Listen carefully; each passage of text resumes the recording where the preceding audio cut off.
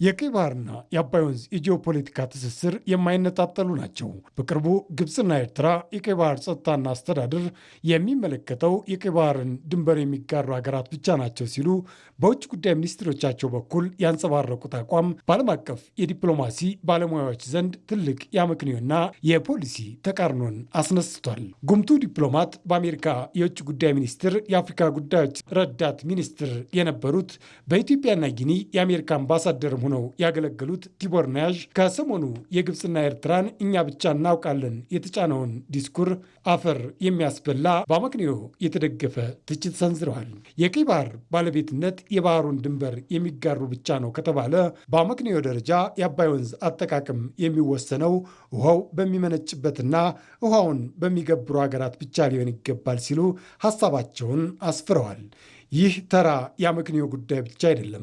ለዘመናት ግብፅ ስታራምደው የቆየችው የኢፍታዊነትና የብቻ ተጠቃሚነት አካሄድን የሚያጋልጥ ሀሳብ ጭምር ነው።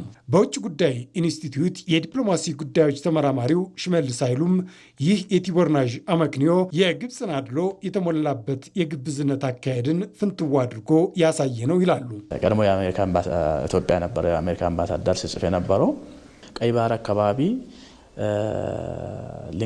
የቀይ ባህር ጉዳይ ላይ ሊወስኑ የሚችሉት የተፋሰሱ ሀገራት ብቻ ነው የሚል ግብፅና ኤርትራ ሲያራምዱ ነበር እና ምንድነው የጻፈው እሳቸው እንደዚህ የምትሉ ከሆነ የናይል ውሃ ላይም መወሰን የሚችሉት የውሃው ምንጭ ሀገራት ብቻ ነው።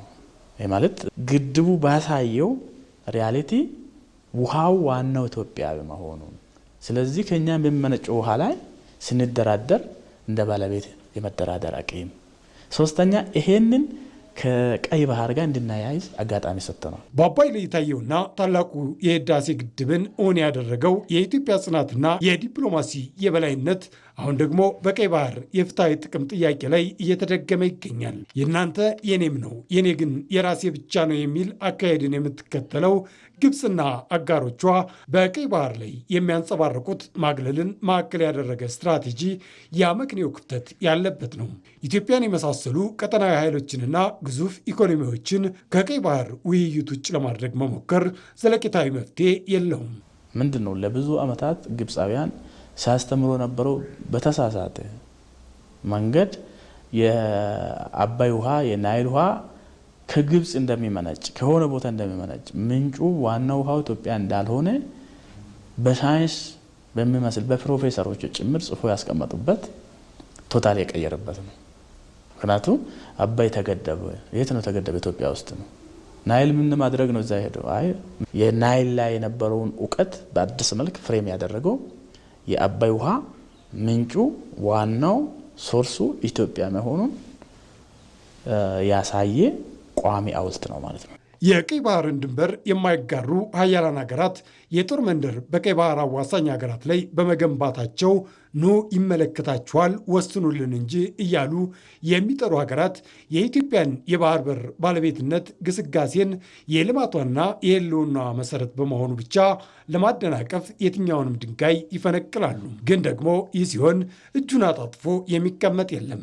የመደመር ትውልድ የሚገባውን ይጠይቃል ያገኛልም። የኢትዮጵያ ብሔራዊ ጥቅም፣ የኢትዮጵያ ሉዓላዊነት፣ የኢትዮጵያ ተሰሚነት፣ ዓለም ላይ ያላት ሚና ሊወሰን የሚችለው ኢትዮጵያ ሁለቱ ውሃዎች ላይ ሊኖራት የሚገባው ድርሻ ያላት ሰይንግ መሰረት ነው ብለን እናስባለን። የአባይ ግድብ ማለቁ ቅድም እንዳነሳሁት የኢትዮጵያን አንድ እርምጃ ያሳየ ሬዚላንሷን ያሳየ የመደራደር አቅሟንም ከፍ ያደረገ ጉዳይ ነው። ለኢትዮጵያ አባይና ቀይ ባህር የሁለቱ ውሃዎች ጉዳይ ብቻ አይደሉም። የህልውና የብሔራዊ ጥቅምና የዘላቂ እድገት የማይነጣጠሉ መሰረቶች ናቸው። ኢትዮጵያ የአባይ ወንዝ ዋነኛ ምንጭና ገባሪ በመሆኗ ውሃውን የማልማት መብቷን ልትከለከል እንደማትችል ሁሉ በግዙፉ የህዝብ ቁጥሯና በምስራቅ አፍሪካ ባላት የኢኮኖሚ አቅም ምክንያት ከቀይ ባህር ተፈጥሯዊና ታሪካዊ ትስስሯ ልትገለል አትችልም። ይህን ግዙፍ ኢኮኖሚ ይዛ ይህንን ግዙፍ ህዝብ ይዛ ኢትዮጵያ ወደፊትም ደግሞ ከዚህ በላይ ማደግ እፈልጋለሁ የምትል ሀገር ራሷን የሆነው አክሰስ የሌላት ቅድም ባነሳ ነው ልክ እኛን ከቦ ያለ ጎረቤቶቻችን በተለያየ ፍራግመንቴሽን ውስጥ ያሉት ሀገራት በእነዚህ ተከብን አክሰስ ሳይኖረን እንደ ሀገር ጠንካራ ሆኖ መውጣት ቀርቶ ቫያቢሊቲ ራሱ የሉዓላዊነታችን ራሱ መቆየታችን ራሱ ጥያቄ ውስጥ ነው። ኢትዮጵያ የአባይን ውሃ ለኃይልና ለልማት መዋሏ እንዲሁም ወደ ቀይ ባህር የሚወስዳት ህጋዊና ፍትሐዊ የባህር በር ጥያቄዋ አንዱ የሌላው ማሟያ እንጂ የተነጠሉ አይደሉም።